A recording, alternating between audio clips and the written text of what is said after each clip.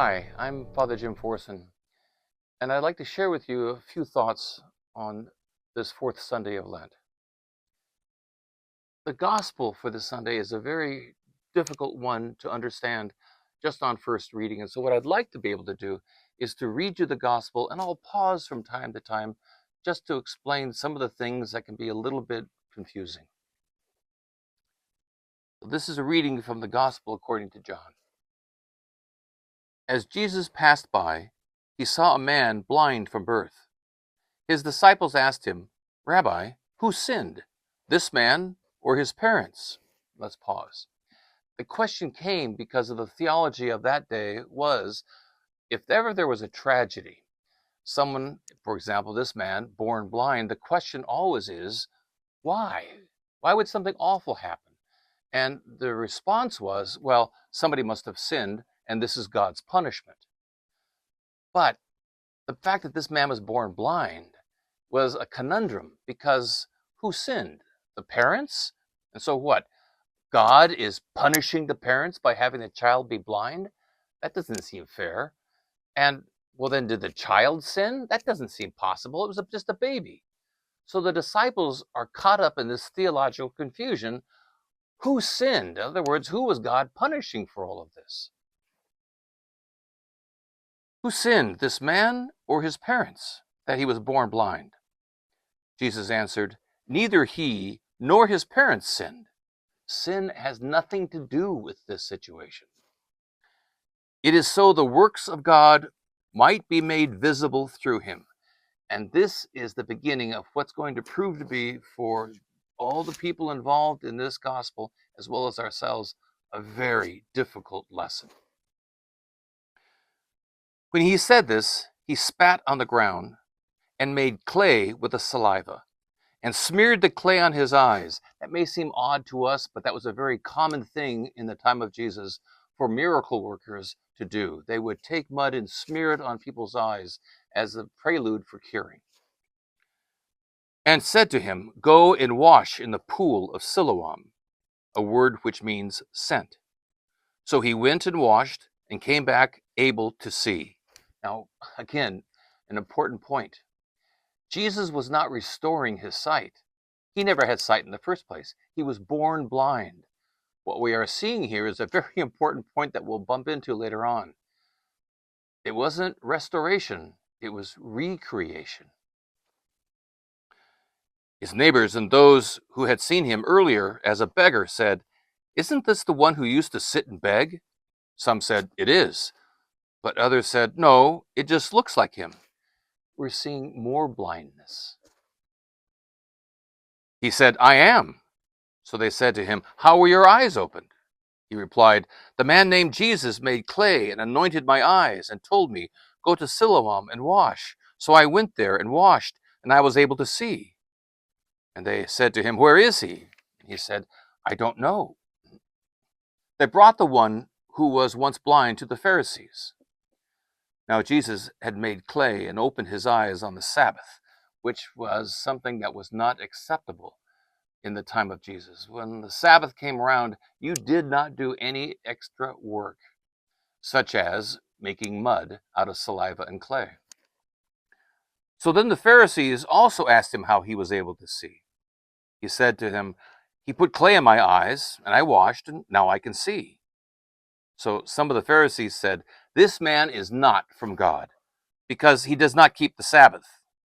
But others said, "How can a sinful man, like Jesus, how can a sinful man do such things?"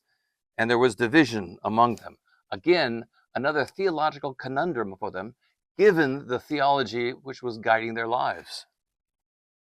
So they said to the blind man again, "What do you have to say about him, since he opened your eyes?" He said, "He is a prophet." Now the Jews did not believe that he had been blind and gained his sight. Again, more blindness. Until they summoned the parents of the one who had gained his sight. They asked them, "Is this your son, who you say was born blind? How does he now see?" His parents answered and said, "We know that this is our son, and that he was born blind. We do not know how he sees now, nor do we know who opened his eyes. Ask him, He is of age. He can speak for himself. In other words, what's happening here is his parents are throwing him under the bus. The parents said this because they were afraid of the Jews, for the Jews had already agreed that if anyone acknowledged Jesus as the Christ, he would be expelled from the synagogue. And if the parents were to say to the Pharisees it was Jesus who healed him, then they would be acknowledging Jesus as the Christ, and they would be expelled from the synagogue. And when they say expelled from the synagogue, what that means is they are cut off, not just from going into the synagogue, they're cut off from all social life. They can no longer do business with other Jews, nor will other Jews do business with them. Their life as they know it is over.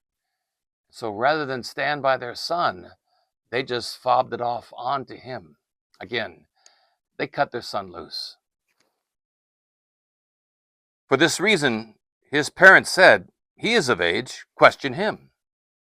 So a second time they called the man who had been blind and said to him, "Give God the praise."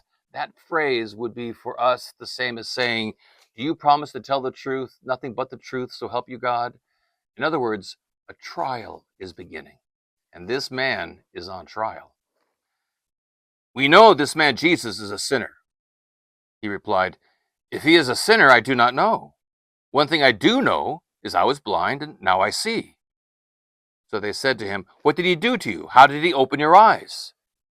He answered them, "I told you already, and you did not listen." Blindness again. "Why do you want to hear it again? Do you want to become his disciples too?" They ridiculed him and said, "You are that man's disciples. We are disciples of Moses. We know that God spoke to Moses, but we do not know where this one is from." And this is the fun part of this gospel, because this beggar, who is nothing in the eyes of these Pharisees, is able to outwit these learned scholars when he says, "The man answered and said to them, 'This is what is so amazing, that you who do not know where he is from, yet he opened my eyes.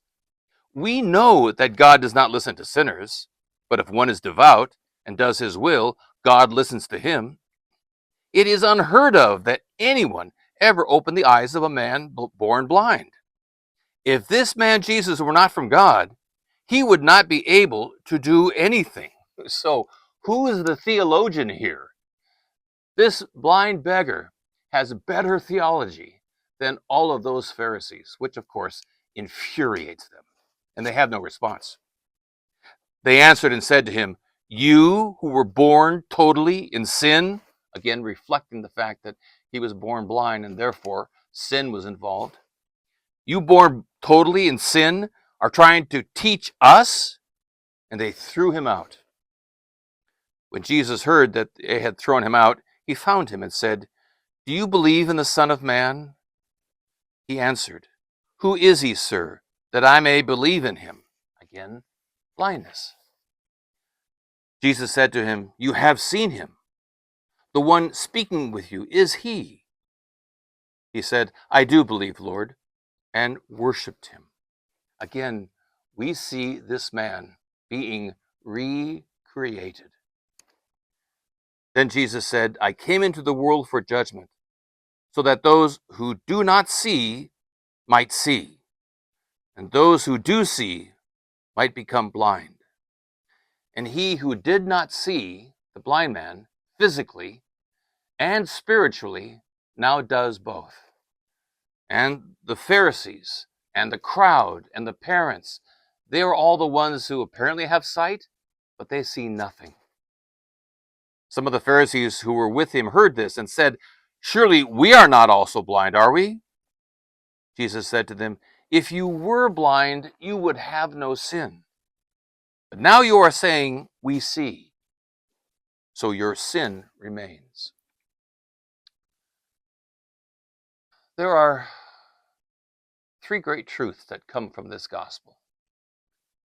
The first great truth, and this is a tough one to live with, is to answer the disciples' questions about why was this man born blind in the first place. And Jesus responded, "Well, it's not because of sin."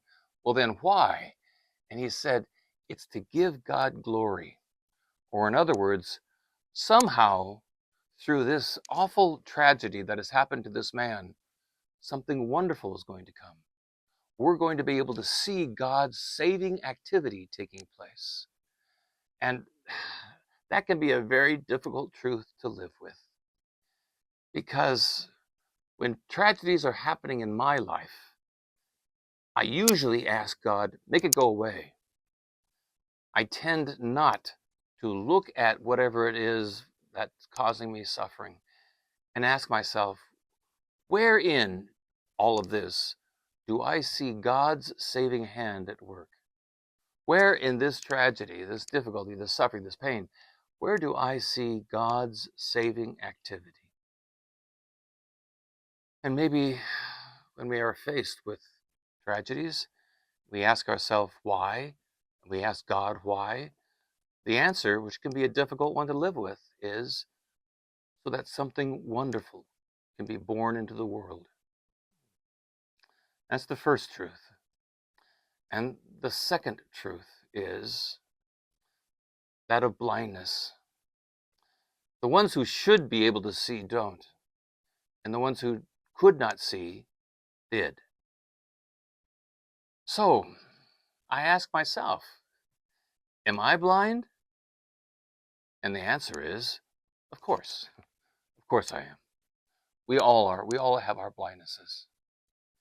And so maybe instead of being able to say, I see, as did the Pharisees, or more commonly, that guy is an idiot. I know because I know what's right and wrong. That guy doesn't know what's right and wrong. And we can judge other people that way. And we do that from a perspective of, I'm smarter, I'm more intelligent, I'm clearer, I have more common sense. I see. It's very difficult for any of us to be able to say, maybe I'm blind. Maybe there's something there I don't see. And how necessary and humbling it is to have to need to say to somebody else, am I blind? Is there something I'm not seeing here?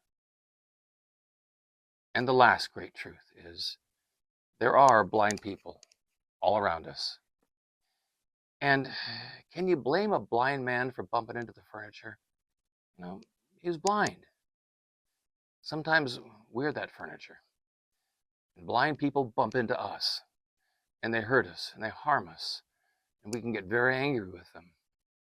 But perhaps if I realize that this person did me harm because they're blind, well, that doesn't excuse the harm and may not even make it go away. But it does give me a path to forgiveness, to be able to forgive that blind person for bumping into me and harming me. And if I can do that, well, then God's glory can be seen. And then I can, and maybe others can too, see God's saving activity at work.